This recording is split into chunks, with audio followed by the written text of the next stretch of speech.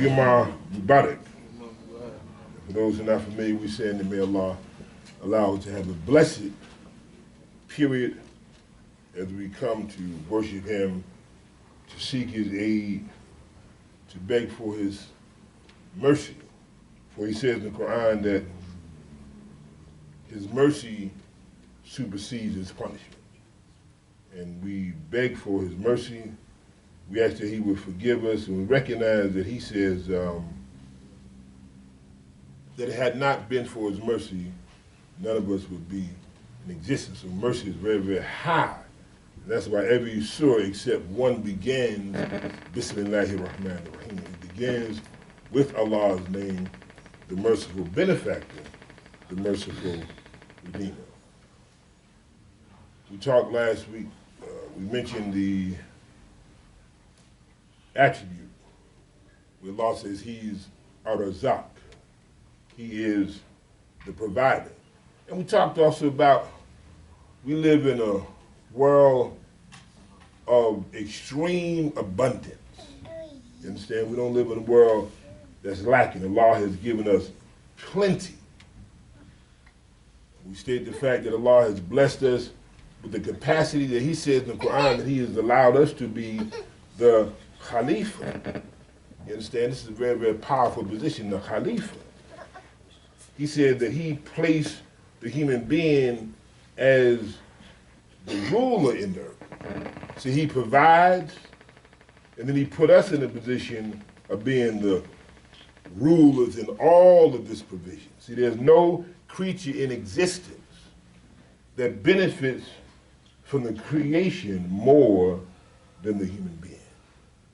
So you should be thankful to Allah that He allowed you to be human.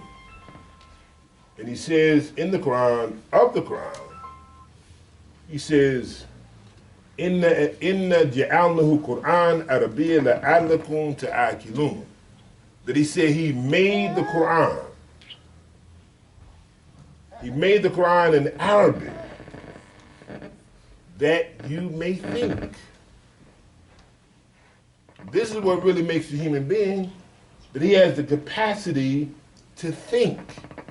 In this revelation, the Quran, it elevates the thinking capacity of the human being. In fact, this Quran shows the world how to position himself in this creation. That's why we talked last week about when Allah created the human being, just like if you purchase anything, it comes with a manual. And sometimes, you know, people have the tendency to think that, well, you know, I can figure this out on my own. And it costs them time. It costs them frustration, and they could have minimized the time and the frustration by referring to the manual. Because when someone designs something, when someone creates something, they know how this machine operates. So when Allah gave us the revelation, when He gave us our life, He said that He sent the Quran as Huda Linas. That the Quran is guidance for the social being. He is man, but he's a certain kind of human being. He's a thinking being, and then he's a being of perception. He's a being that looks at things. You know, sometimes you look at people that say, well, you know, what you looking at? And that's the same thing. When you look at all of this abundance in this creation, you have to ask yourself, what am I looking at? See, some people see lack. Some people see plenty. Some people see how they can manipulate this creation and make this creation work for them to advance their cause. Which is what Allah created for, because He says, the word that's used, sakura, that everything provides a useful benefit. A useful benefit to the thinking being. Not just the emotional being, but the creative being. See? Allah has allowed the human being to create where nothing else existed. And He said that He is the best of those who create. And if He says He's the best of those who create, He has given the human being the capacity to create. But when you begin to look and see abundance and not lack, you can see how you can work this creation and make the creation work for you to advance your cause. So we're thankful to Allah, highly glorified as He for giving us the capacity to just think. That we're not operating from an animalistic position, out of urges and appetites. We're operating from the highest capacity of the creation, which is the capacity to think. See, most people are foul. That's why they get up every day and you look at them, they do the same thing day in and day out. The research has shown that there's a minimum of about 14,000 thoughts that human beings have daily. But the largest percentage of those thoughts are the same thoughts they had yesterday. And they're just doing things habitually. And when you do things habitually long enough, it's going to limit your progress. You have to break out of the conditioning. That's why Allah says He is this thinking being. See, when the beaver builds a dam, that's it. That's all the beaver can do. It has no capacity to do anything to top what has been instinctively created to do. But the human being has the capacity to generate thoughts from the creation. That's where He gets His thoughts from. That's why Allah said that you ponder and you reflect. And when you ponder and reflect on His creation, you draw inspiration, you draw ideals, you draw insight from observing His creation. So I asked the question, what are you looking at? When you look at all the provisions, do you see opportunity? Do you see limitation? Or do you see that you have the capacity to will something to existence that never existed before? And when we line our will up with the will of Allah, we can do great things. That's why we emphasize it's important for you to believe in Allah who believes in you. See? He believed in the power He gave you. He wouldn't create you if He didn't. Why would Allah create a great being and don't believe in the capacity of what that being can create from his existence? That's why He willed into existence. He created for purpose. So if He created for purpose, you have to become now aware of what is my purpose. That's why I ask you, what are you looking at? How are you looking at your life? He's Ar-Razzaq. He's the provider. He gave you what you need. The only thing you're lacking is in your capacity to move forward with what Allah has given you. So He says that He is the one who has created this noble being. As we read Al-Fatiha, we recite Al-Fatiha at least 5 times daily. There's one part of Al-Fatiha that says, Iyyaka na'budu wa iyyaka nasta'in. You do we worship. Worship. That is the very nature of the human being. He has to worship. He's going to worship Allah or he's going to worship something else. He cannot not worship. He has to worship. He's going to give his all to some force. Now the best one to worship is Allah. That's why when we make the declaration, what do we say? La ilaha illallah. Those are a few words, but they're powerful and they're profound. They can do something for your spirit. La ilaha illallah. There's no force. There's no being. There's no personality. There's no possession. There's no form of creation more worthy of your worship other than Allah. See, that frees a human being. And I want you to understand that when you say la, I want you to understand what you're saying. That word la, it actually means no. That's the only way you're going to be free. The only way you're going to be free as a human being, as a thinking being, that you have the capacity and the strength and the power to say no. That's why this saying, this declaration, is really a declaration of freedom. Because people are locked up. These ilahs, these objects of worship lock people up. They worship things, they worship people, they worship personalities. They have the American Idol, they idolize people, and they put those people bigger than Allah. And that form of devotion, that form of attachment locks them up.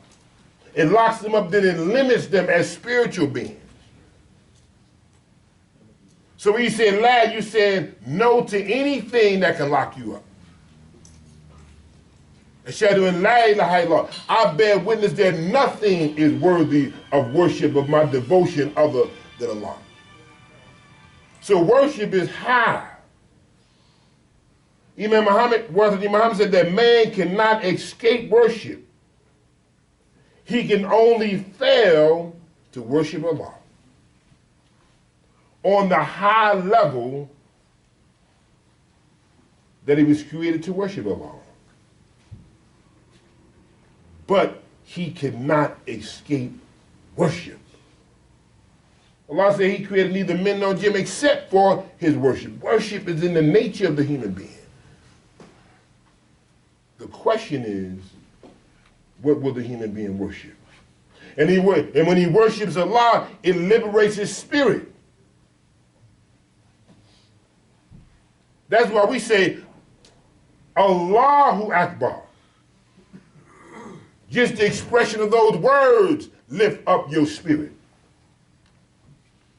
It is a strong Allahu Akbar. And then the Quran says, wa dhikr Allahu Akbar. And the remembrance of Allah is the greatest force in existence. In terms of human affairs, you can't think on no force more powerful than to think about Allah. Wa dhikr Allahu Akbar. So Allah says in this verse, Iyyaka na'budu wa iyyaka nasta'in. Thee, you do we worship, in your aid we seek. See, because if Allah is with you, nobody can be against you. You understand that? Nobody can be against you. But if Allah is not with you, can nobody be for you. And that's why it's only intelligent that you line your will up with the will of Allah. And when you do that, he said he'll allow you to experience breakthrough after breakthrough after breakthrough. Yeah, he said, إِذَا جَاءَ نَصْرُ اللَّهِ وَالْفَتْحُ. And when come the help of Allah and the opening, he'll give you a breakthrough. But you got to line your will up with his will. There's an interesting verse here. And we talked last time about life, flow, and when there's no movement, there's death, that life is movement. And we gave you haraka, the verb haraka, it means movement. If you have any vowel on the consonant, the vowel gives the consonant movement. We said you have ba, the ah. It gives the B movement. Ba. You said buh. That's why Allah gives us the picture of the parable of Jinn. He says it's rivers flowing. That's life. It's rivers flowing. And when there's no movement, there's death and retardation. That's why Allah said he sent down the Quran. He made the Quran in Arabic that you may think. You got to move these thoughts. You have to engage yourself in moving towards the creation to make the creation work for you so the creation doesn't lock you up. Because once you're locked up, then your movement is limited. So Allah says, he said the parable of the garden which is promised to those who keep their duty. Therein flow rivers, its fruits are perpetual, and it is plenty. We live in a world of abundance. We don't live in a world of lack. He said that the promise of the Jannah for those who are preserving life The muttaqin, they preserve their life. As we worship Allah, we work to preserve the life because we understand that the life has purpose.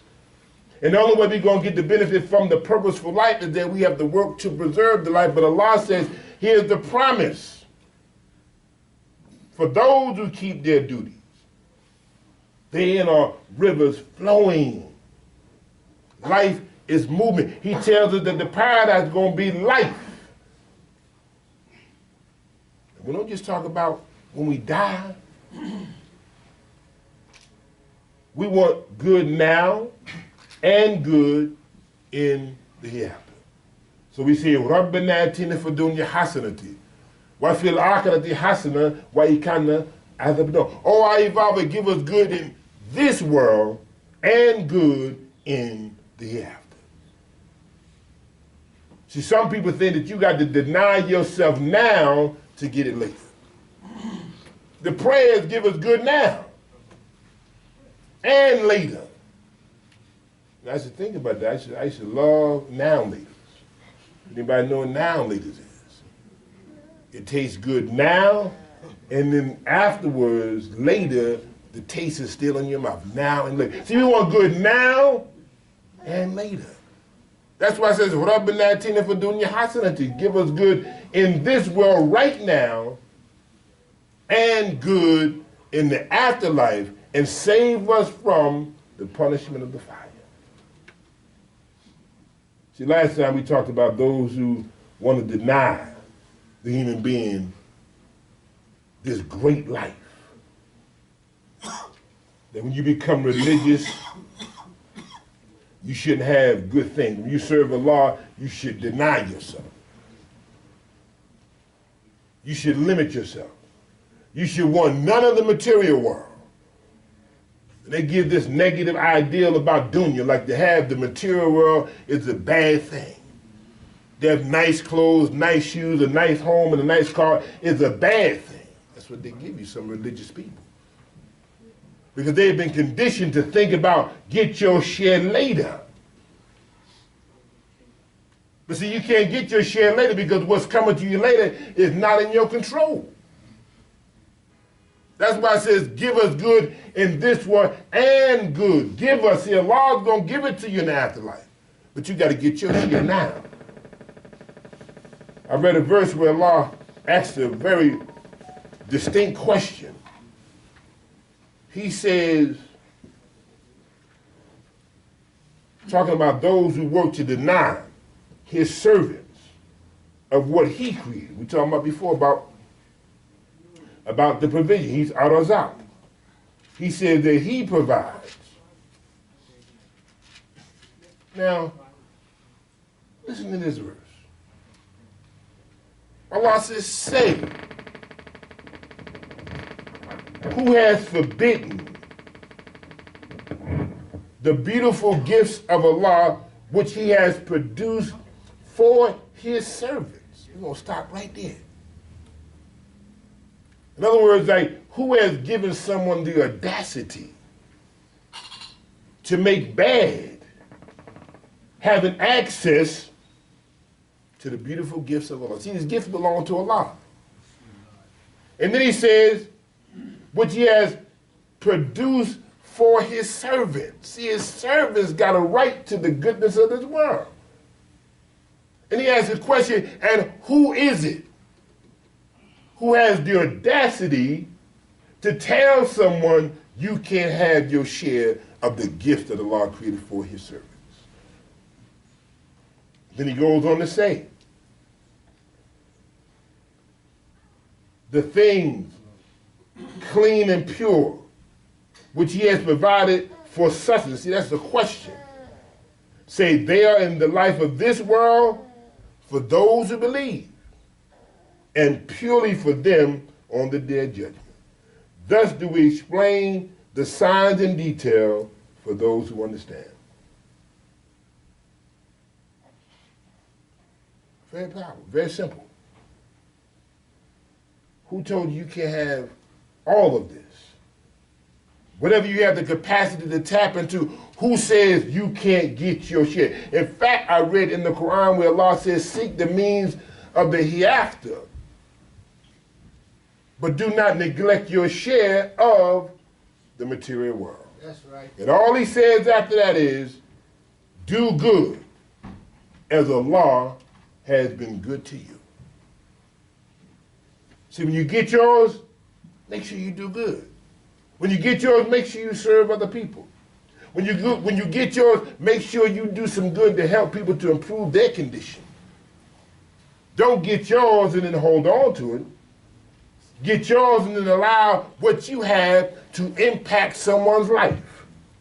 And all he says is do good as Allah has been good to you. رَبَّنَا آتِنَا فِي الدُّنْيَا حَسَنَةً وَفِي الْآخِرَةِ حَسَنَةً وَقِنَا عَذَابَ النَّارِ.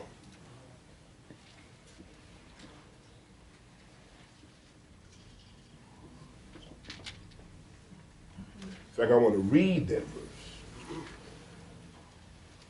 Because Allah tells us about getting our share. It doesn't matter what you consider your share to be. Some people share small. Some people have small appetites. Others have big appetite. But nevertheless, Allah says, get your share. So you got to share in this. Because he said he created this for his servants. And all he wants you to do is do good as he has been good to you. Oh, that's beautiful right there. I love that language. Do good as Allah has been good to you. That's beautiful right there. So, the thinking being. Because that's who we're dealing with. We're dealing with the thinking being. So here's the verse. Allah says clearly here, but seek the mean which Allah has bestowed on you, the home of the hereafter. He said good in this world and good in the hereafter. Nor forget your share in this material world, but do you good as Allah has been good to you, and seek not occasions for mischief in the land, for Allah loves not those who seek mischief. That's plain language right there. It said, do not forget your share in this world. I can't see why someone would want to not get their share. We live in a world of abundance. And you know how much poverty we have, how many beggars we have. Let me give you this hadith that I thought was very interesting, because we have an ongoing system of beggars. And their share is seeking and benefiting from other people's efforts.